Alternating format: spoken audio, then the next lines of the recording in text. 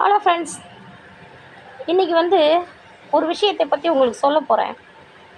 இந்த விஷயம் உண்மையாகவே நான் எங்கேயும் பார்க்கல, எங்கேயும் கேட்கல, எங்கேயும் படிக்கவும் இல்லை, காப்பி அடிக்கவும் இல்லை. எப்படி தோணுச்சுன்னு சொன்னால், ஒரு நாள் நான் திடீர்னு உட்காந்துக்கிட்டு இருந்தேன். எங்கள் வீட்டு பக்கத்துலேருந்து ஒரு பெரிய எருக்கஞ்செடி பெரிய மரமாக பிரபஞ்சமாட்டம் வளர்ந்து எங்கள் வீட்டில் எட்டி பார்க்குது. அந்த எருக்கஞ்செடியில் தேனீக்கள் மொய்த்தது. பொதுவாக எருக்கஞ்செடி விஷத்தன்மை உடையதுன்னு சொல்லுவோம். விஷப்பூச்சிகளை முறிக்கும் அளவுக்கு, ஏன்னா பாம்பின் கடிக்கு மருந்து பாம்பின் விஷம்தான் அல்லவா? அதில் விஷக்கடியை முறிப்பதனால அது மருந்தாகாது, அதுவும் விஷத்தன்மை உடையது தான் சொல்லுவோம் இல்லையா? எருக்கஞ்செடி வெள்ளை எருக்கு தவிர மற்ற அனைத்து எருக்குகளும், நீல எருக்கு, மஞ்சள் எருக்கு, நிறைய வெரைட்டி இருக்குது. அது எல்லாமே விஷத்தன்மை உடையது தான். ஆனால் அதிலிருந்து தேனீக்கள் பறந்தது அப்படிங்கிறது எனக்கு ரொம்ப ஆச்சரியமாக இருந்துச்சு.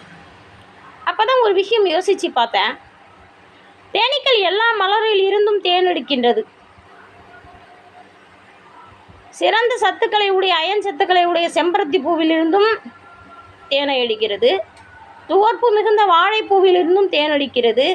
இனிப்பு நிறைந்த முருங்கை பூவிலிருந்தும் தேன் எடுக்கிறது. மாம்பூவிலும் எடுக்கிறது, வேப்பம்பூவிலும் எடுக்கிறது. அதே மாதிரி தெய்வத்திற்கு உரிய அலரி பூவிலும் தேனடிக்கிறது. மனிதனின் உயிரை பறிக்கும் அரளிப்பூவிலும் தேனெடுக்கிறது. எருக்கம்பூவிலும் தேனெடுக்கிறது. அது எந்த மலரில் இருந்து தேனை எடுத்தாலும் அந்த தேனின் தன்மை அமிர்தமாகி விடுகிறது. விஷச்செடியில் இருந்து எடுக்கும் தேன் கூட அமிர்தத்தன்மமாக இருக்கும் பொழுது, தாய்ப்பால் என்னும் அமிர்தத்தை குடித்து வளரும் மனிதன் மட்டும் ஏன் விஷத்தன்மை உடைய மனிதனாக இருக்கின்றான் என்பது எனக்கு புரியவில்லை நண்பர்களே. இந்த உலகத்தில் 80% மக்கள் விஷத்தன்மை உடைய தேள்களாகவே வாழ்கின்றார்கள். அதில் 20% மக்கள் கொட்டுப்பட்டு தேளின் விஷம் ஏறி வீங்கி உடல் வலி தாங்காமல் நிற்கின்றோம் என்பதுதான் யதார்த்தமான உண்மை. பெரும்பாலும் இந்த தேள்கடியில் பாதிக்கப்படுவது பெண்கள் தான் நண்பர்களே. இந்த கருத்து உங்களுக்கு பிடிச்சிருக்கா? தேங்க்யூ.